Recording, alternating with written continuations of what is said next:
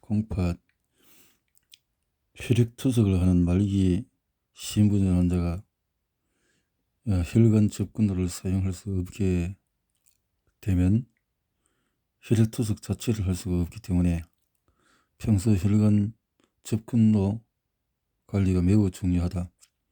혈관 접근로 부위가 눌리지 않도록 해야 하며, 특히 혈관 접근로를 합병증 없이 오래 유지하는 것이 건강한 투석 생활의 관건이다.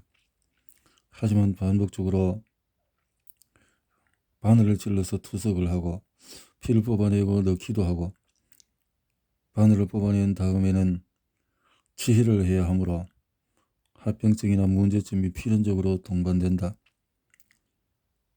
혈관이 좁아지는 협착이 오거나 혈전에 의해 아예 막히는 경우도 생길 수 있고, 혈관이 풍선처럼 부풀어 오르기도 하고 세균에 의한 감염증이 올 때도 있다. 물론 이러한 합병증을 예방하고 해결하기 위해서 혈관 접근로에 대한 모니터링과 감시 기법이 발전하고 있는데, 혈관 외과와 영상의학과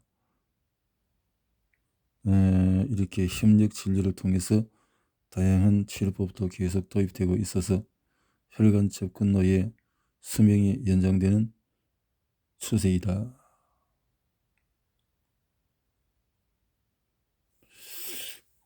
네, 현대의학의 시간표입니다.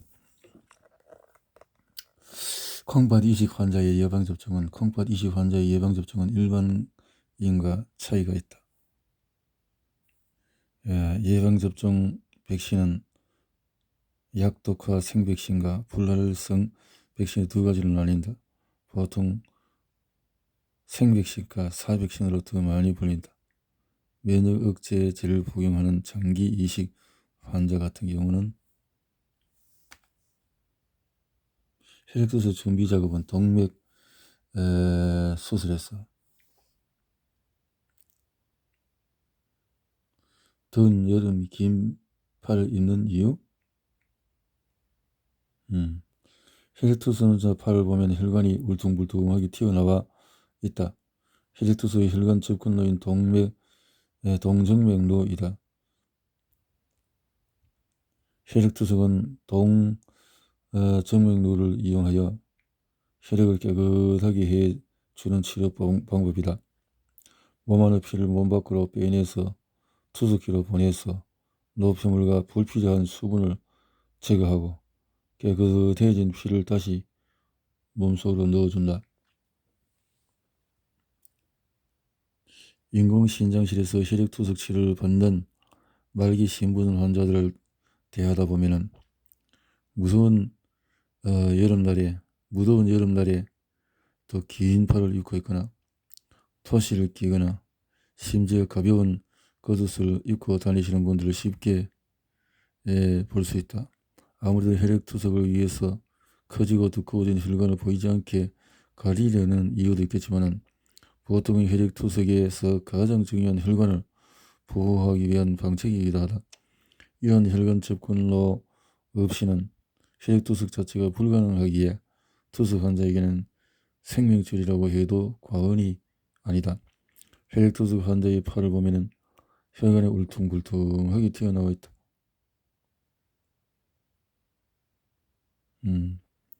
투석하기 위한 혈관에는 조건이 있다. 투석을 위한 혈관은 충분히 크고 두꺼워서 찌르기 쉽고 찌른 상태로 잘 유지될 수 있어야 하며, 충분한 양의 피가 나오고 들어가는 압력을 견뎌야 한다. 안타깝게도 우리 몸은 이러한 모든 조건을 충족한 혈관을 가지고 있지는 않다. 따라서 투석 시작 2~3개월 전에 이런 작업을 해야 된다.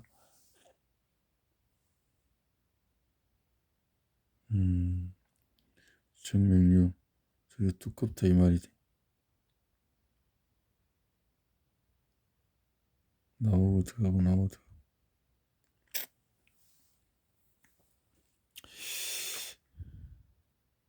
메트포르민은 만성 콩팥병 환자가 복용해도 전혈당을 일으키지 않는 장점이 있지만은 유산증이라는 치명적인 산혈증을 일으킬 수 있어서 각별히 주의가 필요하다. 이 혈증 크레아틴의 수치가 1.5mg 데시리터, 여성 1.4 이상인 만성 콩팥병 환자에게는 사용을 금한다. 조영제는 급성 콩팥 손상을 초래할 수 있기 때문에 조영제 사용 후에 48시간 이내에는 본 약제의 사용을 피해야 한다. 단 일반 유산증과 달리 메트포르민으로 인한 유산증은 투석을 통해 쉽게 호전된다는 장점이 있다. 투석을 하면 혈중 메트포르민을 쉽게 제거할 수 있고 동시에 중탄산염 공급을 통해서 젖산증도 교정할 수 있기 때문이다. 메트포르민을 사용할 때는 금속성 입맛, 식욕부진, 오심과 구토, 무른변 등 소화기계 부작용이 있으므로 소량으로 시작하여 서서히 증량하여야 한다. 요약하면 당뇨병 환자에게 만성 콩팥병이 합병된 경우에 기존에 사용하던 당뇨약은 저혈당이나 유산증을 일으킬 위험성이 있으므로 어떤 약은 사용을 중단하거나 복용량을 현저히 줄여야 하고 음식 섭취나 운동량 변화에 맞추어 용량도 조절해야 한다. 다낭신, 부모님 중에 한 분이 다낭신을 갖고 계신다면 다낭신은 유전되는 대표적인 콩팥병이다. 한마디로 콩팥에 낭종이 많이 생기는 질환으로 정확한 병명은 상염색체 우성 다낭성 신질환이다. 본 질환은 부모 중 한 사람이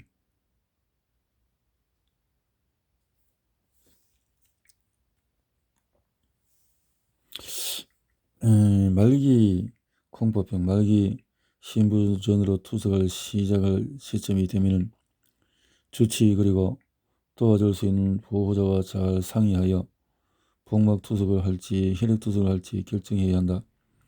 투석부마다 장단점이 있으므로 이를 고려하여 본인의 상황에 맞게 결정하는 것이 좋다. 복막 투석은 한 달에 한 번 정도 병원에 가서 신장내과 전문의가 진찰을 받고 복막액과 약을 처방받으면 된다. 자식의 거주지에 복막액을 교환할 수 있고 복막액을 복강 내에 넣어두고 그대로 일상생활이나 직장생활을 하면 되는 장점이 있다. 그러나 깨끗한 장소에서 6시간마다 손을 소독하고 장갑을 끼고 마스크를 착용하고 복강에 심어놓은 도관을 열어 수분과 노폐물이 섞인 복막액을 복강 내에서 빼낸 다음에 새 복막액을 다시 주입해야 하는 미세 조작이 가능해야 한다. 숙달되면 30분 정도밖에 걸리지 않는다. 요즘에는 야간에 환자가 자는 동안 알아서 투석액을 넣었다 뺐다는 자동기기가 있으니 많은 도움이 된다. 능숙해지면 체중에 따라서 본인이 스스로 투석액 농도를 조절할 수도 있다. 과잉 체액과 노폐물이 서서히 지속적으로 제거되므로 혈액학적으로 안정적이고 혈액투석에 비해 식사 제한이 적다.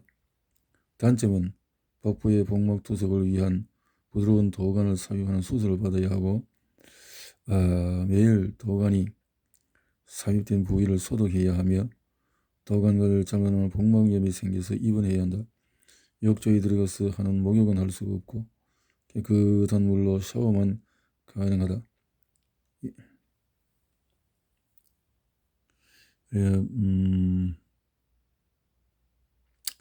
그래서 호흡이 어려울 수 있고 복압이 올라서 간혹 탈장의 위험이 있으며 복막액에 포함된 포도당이 일부 흡수되므로 식욕이 떨어지고 복부 비만이 올 수 있다. 혈액투석의 장점은 투석 전문 병원에 가서 4시간 동안 누워있으면 숙련된 간호사가 팔에 미리 수술하여 마련해 놓은 동정맥류에 바늘을 꽂고 혈액투석 기계가 수분과 노폐물을 제거하고 신장내과 전문의가 환자 상태를 보고 투약이나 주사를 결정하니까 본인이 조작할 것은 없다. 환자는 투석 시간 동안에 독서나 음악 감상, TV 시청 등의 소일거리를 할 수 있다. 본인 몸에 가장 적당한 체중으로 부종도 빼고 요독을 제거하니 입맛도 돌아온다. 그러므로 자기관리가 어려운 사람이나 거동이 불편한 환자에게는 혈액투석이 더 적합하다. 동종맥류란 팔에 있는 동맥과 정맥을 연결하여 정맥을 동맥처럼 튼튼하게 만들어 주 3회 바늘을 꽂아도 큰 문제가 없게 만드는 것이다. 동종맥류를 통해서 투석하는 환자는 도관을 몸에 달고 다니지 않아도 되므로 욕조에서 하는 목욕이나 수영도 가능하다. 동종맥류는 생명질이므로 감염되지 않도록 동종맥류 근처를 긁거나 딱지를 떼지 않도록 주의해야 하며 혈전으로 막히지 않았는지 수시로 자가 점검을 해야 한다. 그리고 혈액투석은 주 3회 의료진의 진찰을 받게 되므로 심리적인 안정도 있고 감기 등의 가벼운 질병으로부터 여러 문제점을 바로 해결할 수 있다. 단점은 주 3회 4시간씩 투석하러 병원에 가야 하니 직장을 다니는 환자나 여행을 가려는 환자의 경우에 시간이 제약이 있다는 점이다. 2, 3일간 체내에 누적된 수분과 요독을 4시간 동안 전부 제거해야 하니 혈력학적으로 불안정하며 혈액투석 피로감을 느낄 수 있다.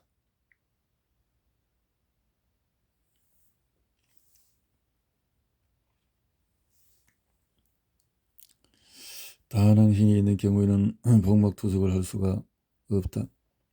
복막투석은 도관을 복강안에 심은 후에 이 도관을 이용하여 6시간마다 복강내로 투석액을 주입하고 배액하는 투석 방법인데 이때는 복막투석에 이용할 수가 없기 때문이다. 투석 방법을 선택한 다음에는 투석을 위한 준비를 해놓아야 한다. 혈액투석을 선택한 환자는 혈류 속도를 유지할 수 있는 큰 혈관이 필수적으로 사전에 동정맥류 또는 동정맥 인조혈관 수술을 해서 혈관을 미리 성숙시켜 놓는다.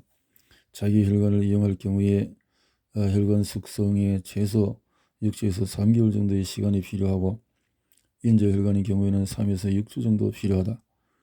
단 수개월 내에 이식이 바로 예정된 경우에는 경쟁맥관 삽관을 통해서 단기간 혈액투석을 할 수도 있다. 복막투석을 선택한 환자는 투석을 시작해서 최소 2, 4주 전에 복막 카테터를 삽입해야 한다. 카테터 삽입 후에 바로 투석할 경우에는 투석액 누출 등 합병증 발생 가능성이 크기 때문이다.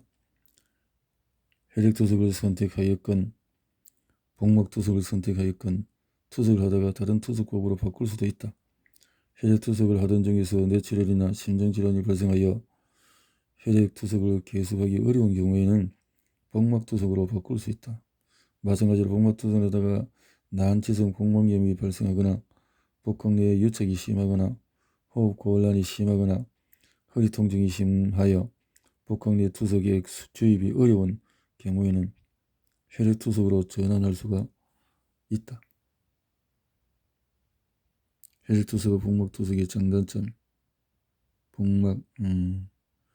주위에서 복막투석보다 혈액투석이 좋다는데 정말일까?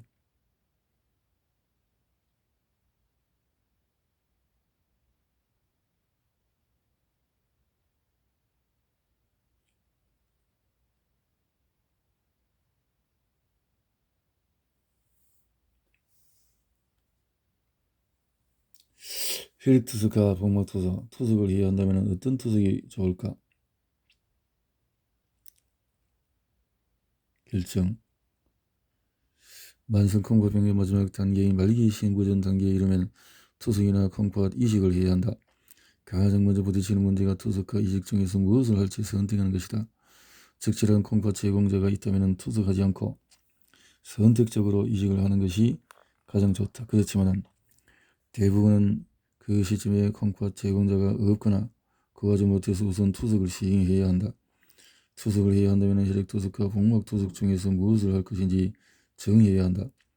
우선 환자가 처한 주변 상황을 살펴보고 환자 개개인의 환경에 맞게 결정해야 한다. 예를 들어 거동이 어려운 사람이라면 혈액투석을 하기가 어렵다. 매주 3회 혈액투석실을 꼬박꼬박 다녀야 하기 때문이다. 또한 투석할 때마다 4시간씩 투석에 매여 있어야 하므로 직업에 따라서 혈액투석이 어려운 경우도 많다. 혼자서 투석액을 교환할 수 없는 시력상실장애의 경우는 보조자의 도움이 없으면 복막투석을 할 수가 없다. 다음으로는 환자가 가진 동반 질환이 무엇이냐에 따라서 투석 요점을 선택한다. 심장질환이나 말초혈관 질환이 심하거나 출혈 소인이 있는 사람은 혈액투석을 할 수가 없다. 왜냐하면 혈액투석은 혈액이 분당 200에서 300ml 이상은 빠른 속도로 투석기로 각각의 다시 몸으로 들어오는 과정이 4시간 동안 지속되므로 이 과정에서 심장에 심한 부담을 주고 혈액이 오가는 또 과정 중에서 혈액이 굳지 않도록 헤파린을 투여하므로 혈액이 잘 응고되지 않을 수 있으며 혈류지를 또 해서 숙성된 혈관이 있어야 하기 때문이다.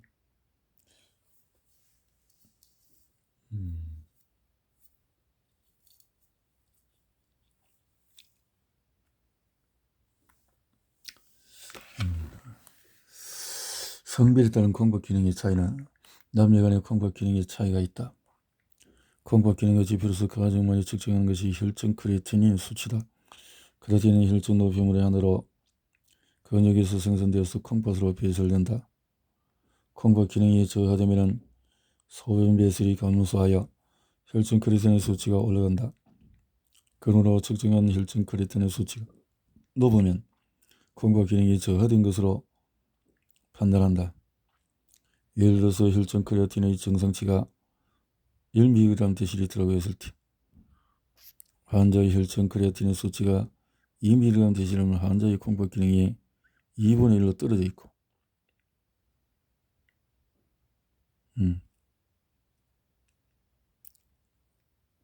4라고 했을 때는 4분의 1로 콩팥 기능이 저하되어 있다고 보는 식이다.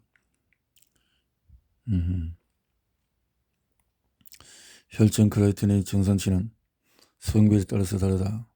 뇌과학 교과서에 따르면 여성의 정상치는 0.5에서 0.9, 남성의 정상치는 0.6에서 1.2, 여성보다 남성의 기준치가 높다. 이러한 이유로 혈전 크레아틴 수치는 남녀를 구분하여 해석해야 된다. 예를 들어 어떤 사람의 혈전 크레아틴 수치가 1mg 데시리터일 때 그 사람이 남성이라면 정상 범위에 들지만 여성이라면 정상 범위를 넘어서는 수치가 될 수도 있다.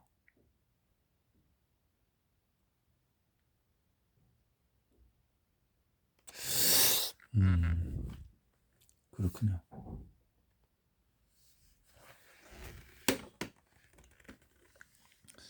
투석을 하느냐 마느냐 고민이 필요한 특수한 경우에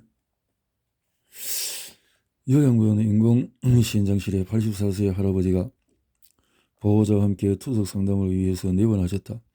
이 환자는 30년 이상 당뇨병과 고혈압을 앓았고 10년 전에 심근경색증 발생해서 스텐트 시술을 받았으며 3년 전에 발생한 뇌경색으로 왼쪽 편마비가 있었다. 5년 전부터 콩팥 기능이 떨어지기 시작해서 언젠가는 투석이 필요할 수 있다는 설명을 들었고 3개월 전에는 혈액투석에 대비해서 왼쪽 팔에 동정맥루 수술을 받았다고 하였다. 소견을 보니 사구체 여과율이 12ml 1.73ml였다. 할아버지는 살 만큼 살았다고 느껴서 투석을 하고 싶지 않다고 하였지만 대학병원 신장내과 선생님이 꼭 투석해야 한다고 하고 가족들 강력위원회에서 어쩔 수 없이 여기까지 왔다고 또 거동이 불편해서 집 근처 인공신장실에 다닐 수도 없어 요양병원에 상담하러 오신 것이다. 할아버지께서 불쑥 질문하셨다. 투석 이거 꼭 해야 돼요? 안 하면 어떻게 되는 거예요? 필자는 환자분께서 진정으로 원하지 않으시면 그렇게 하실 수 있지만 저는 투석하시는 것을 권합니다 라고 답하고 왜 그런지 천천히 설명을 이어나갔다. 할아버지 연세의 말기 콩고병은 암과 비슷하다고 보시면 돼요. 고령의 암이 걸렸다고 해서 방치할 수도 있고 그렇다는 거지. 말기 콩고병도 마찬가지예요.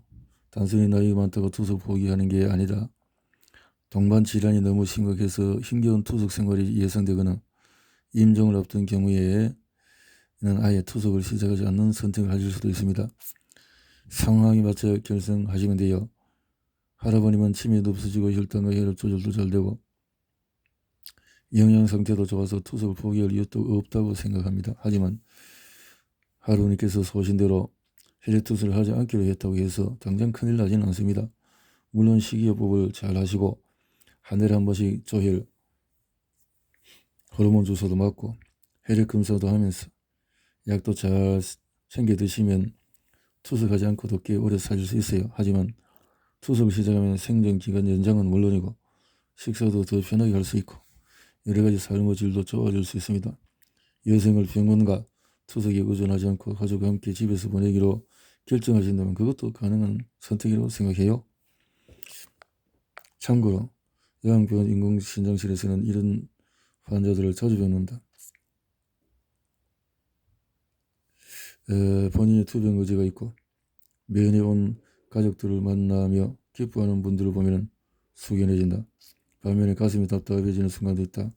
막 혈액투석을 시작해서 요양병원으로 전원된 환자 중에서 와상 상태에 또 의식도 혼수전 상태라서 본인이 혈액투석을 받는지조차 모르는 분들을 접할 때다.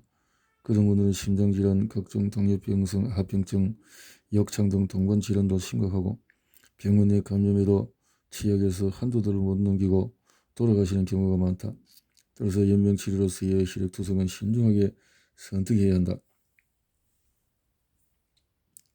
치매가 심하거나 동반 질환이 심각하여 혈액투석 유지 자체가 너무 버거운 분들은 무작정 투석을 시작할 게 아니라 보존적인 치료, 언어 치료에 대해서 본인 및 가족이 주치의와 함께 진지하게 고민할 필요가 있다고 생각한다. 일단 혈액투석을 시작했다가 본인이 원하거나 건강 악화로 인해서 중지하는 경우도 있다. 그런데 혈액투석도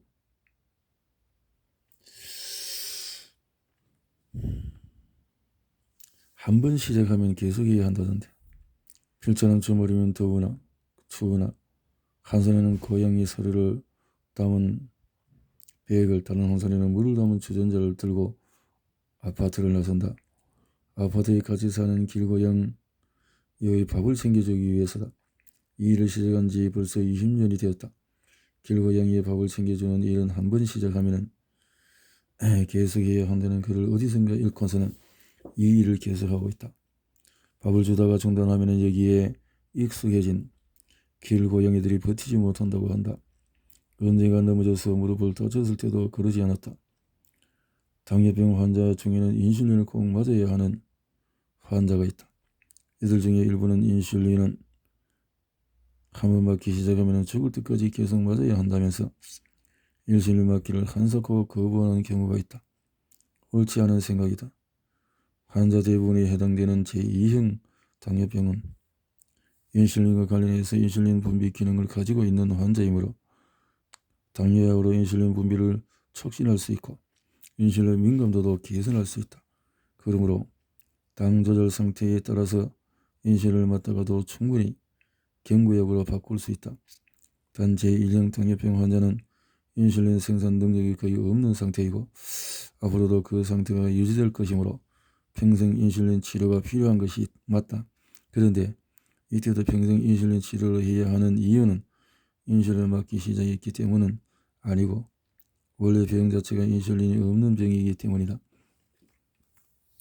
혈압약도 마찬가지다.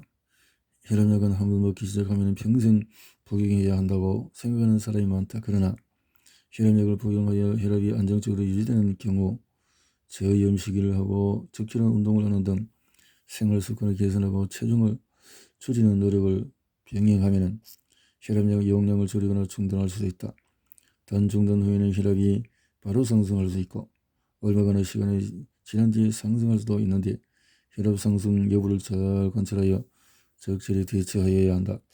만성 콩팥병 환자도 콩팥병이 진행되어서 말기 신부전의 상태에 도달하면 투석 치료를 잘 시작해야 한다.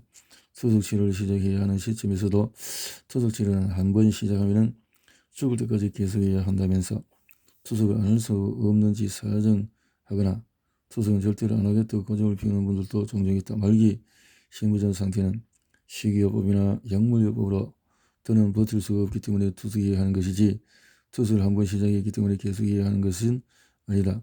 투석을 해야 할 시점이 되면 시작하여야 한다. 말기 신부전 상태에서 투석을 하지 않는다면 견딜 수 없을 뿐만 아니라 요독증이 온 상태에서 몸속 장기는 여러 합병증이 지속적으로 노출되고 나빠질 뿐이다.